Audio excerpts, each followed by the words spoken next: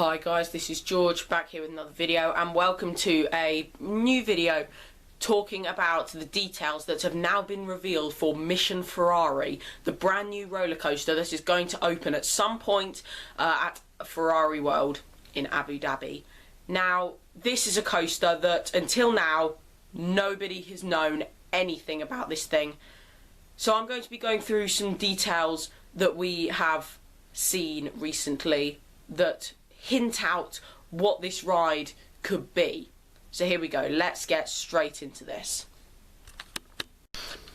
So guys, this roller coaster is manufactured by Dynamic Attractions, and the model is an SFX coaster, something I personally have not really seen before. So if there are any others out there, then leave them as a comment below. I'd be very interested to see them because I don't think I've seen one of these before. According to Roller Coaster Database, it says it will be opening in 2020. I doubt that's going to happen at this point due to COVID-19. So, according to Roller Coaster Database, it has a track length of 1,777 feet, so not the longest coaster out there, and it will reach a top speed of 44.7 miles per hour. That's according to Roller Coaster Database. Without Roller Coaster Database, I would have no idea. But there we go. So we're now going to talk about some more of the elements on this ride.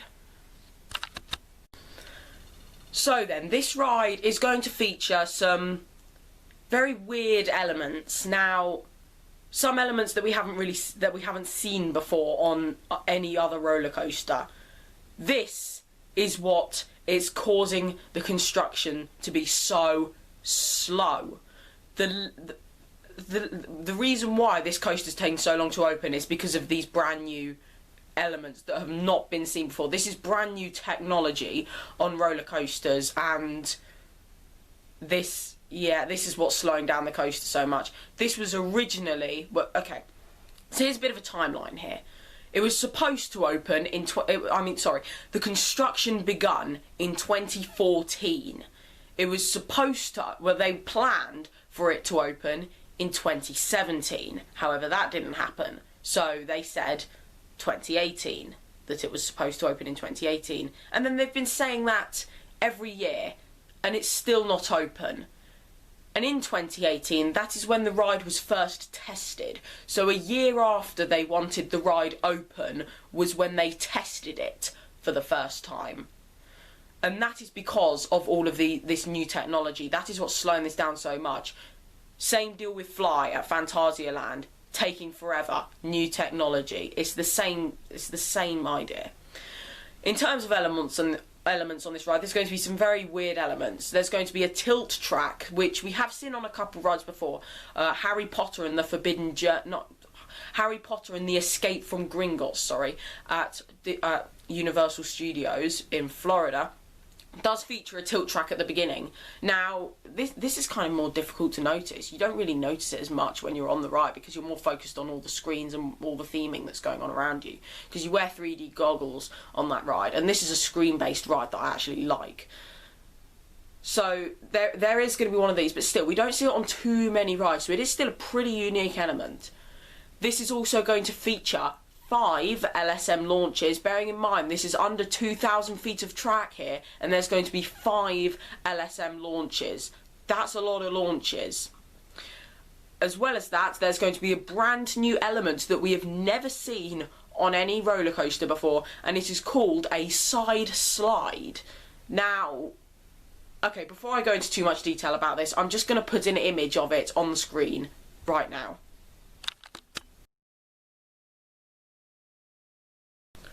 So as you can see by that, basically you'll go on a track, you'll stop, and then it'll take you on your side without spinning the ride vehicle. So you'll basically be moving sideways, and then you'll drop down a drop going down sideways.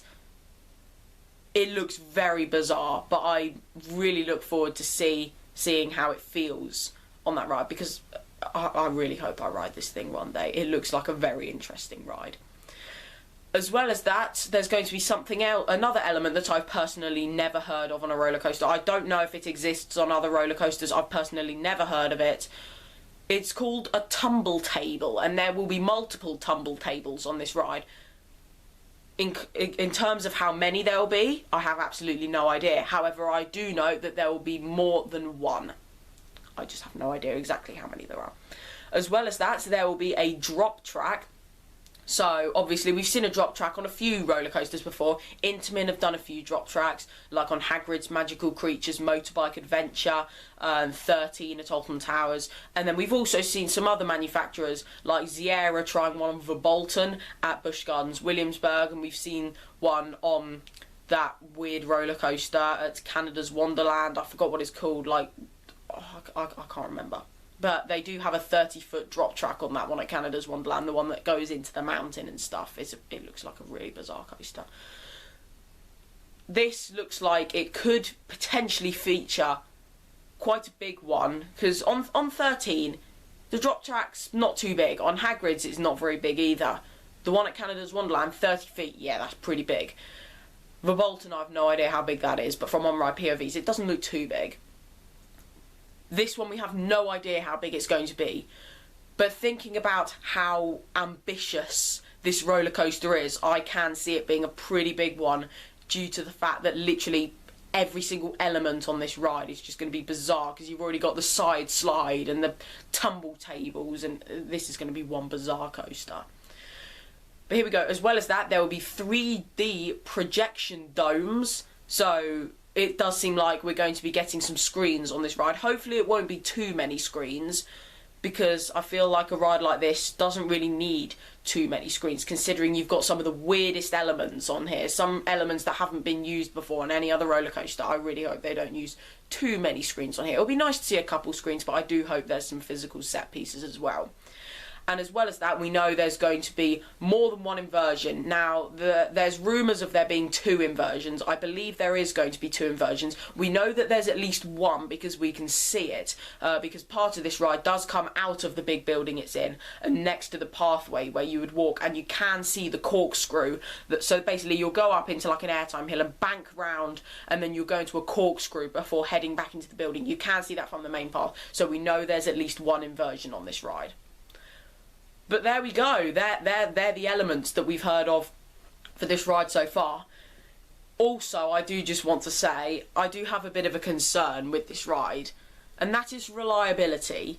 If you think about it, 3 years after it was planned to open, it's still not open because of the technology. I think you can see where I'm going with this.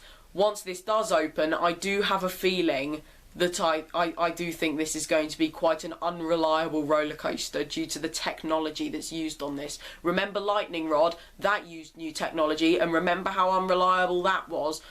I can also see Fly at Phantasialand being quite an unreliable coaster, because that's new technology as well.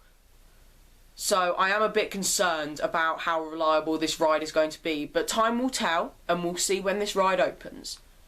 But there we go. That is now the end of this video. So there we go. Thank you very much for watching. Make sure to follow me on Instagram at George Kelly Roller Coasters, Kelly and George Kelly Animals. Make sure to message me on Snapchat at George Kelly. Follow me on Twitter at George Kelly, and check out my other YouTube channel at Wealthy Eagle. Thank you very much for watching. Remember to like, comment, share, and subscribe. Stay safe, everyone, and I will see you all later. Bye.